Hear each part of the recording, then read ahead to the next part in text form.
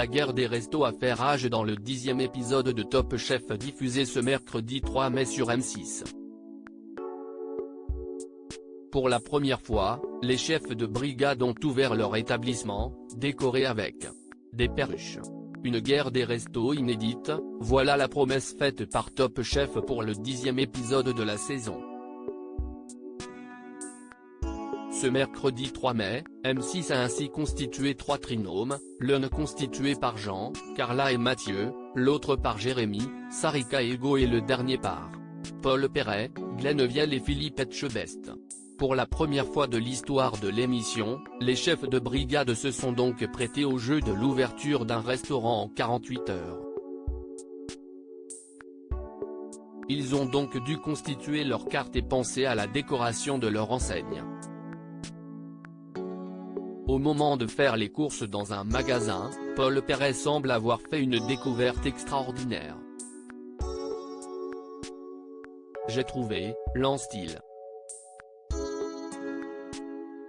Tu te fous de ma gueule ? Répond du tac au tac Glenn Vielle. Au rayon animalerie, Paul Perret a voulu à tout prix repartir avec des perruches. Juste un petit oiseau. Tout le monde ne va parler que de l'oiseau, promet-il. Philippe Etchebest épaté par la surprise de Paul Perret et Glenn Vielle dans Top Chef 2023. Si est décidé, devant les oiseaux qui jacassent, ce sera la perruche bleue et la perruche verte. Je te jure, tu t'arranges avec Philippe, hein, prévient Glenn Vielle. Justement, comment le chef a-t-il réagi lors de la découverte animalière ? Oh, des petits oiseaux, s'extasie-t-il en voyant la cage pour la première fois, affichant un grand sourire sur son visage. Si est bien, si est une bonne idée, assure-t-il. Peu de temps avant le service, le meilleur ouvrier de France dispose la cage aux oiseaux dans la salle à manger. Je trouve que si est pas mal, ça marche plutôt bien. On retrouve l'atmosphère qu'on voulait donner à cet établissement, à savoir une maison familiale, s'enthousiasme le chef. Les perruches de Glenn Vielle, Paul Perret et Philippe Etchebest ont-elles trouvé un nouveau nid douillet ?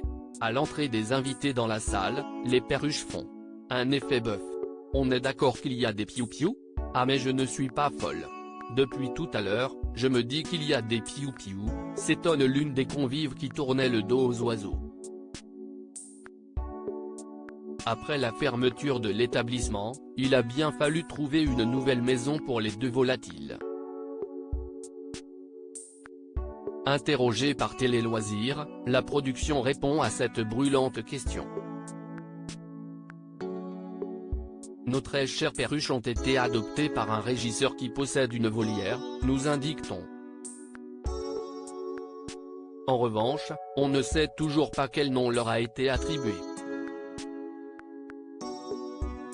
Ce sera certainement le cœur d'une prochaine enquête rondement menée. À lire aussi, on a dû parfois recadrer, quand la production de Top Chef rappelle à l'ordre certains candidats un peu trop fêtards.